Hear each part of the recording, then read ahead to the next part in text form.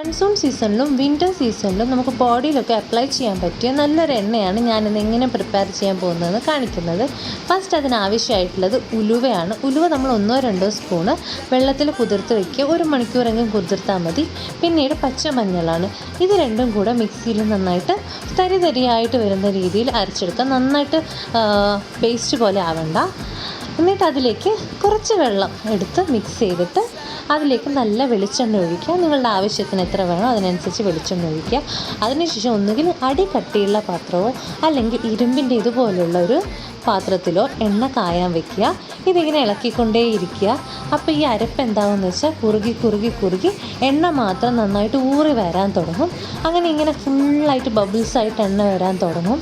അങ്ങനെ നന്നായിട്ട് ആയിക്കഴിഞ്ഞാൽ നമ്മൾ എണ്ണ കാഞ്ഞോ എന്നറിയാൻ വേണ്ടിയിട്ട്, എണ്ണയുടെ പാകം കറക്റ്റായോ എന്നറിയാൻ വേണ്ടിയിട്ട് എന്തെങ്കിലും ഒരു ഇല, ഒന്നുകിൽ നമ്മൾ കുരുമുളക് വള്ളിയുടെ ഇലയോ അല്ലെങ്കിൽ ഒരു കരിവേപ്പിലയോ എന്തെങ്കിലും അതിങ്ങനെ എണ്ണയിലേക്ക് ഇടുമ്പം അതൊരു ടപ്പ് ടപ്പ് എന്ന് പറഞ്ഞിട്ട് സൗണ്ട് ഉണ്ടാവുന്നുണ്ടെങ്കിൽ എണ്ണയുടെ പാകം കറക്റ്റായി എന്നാണ് അർത്ഥം.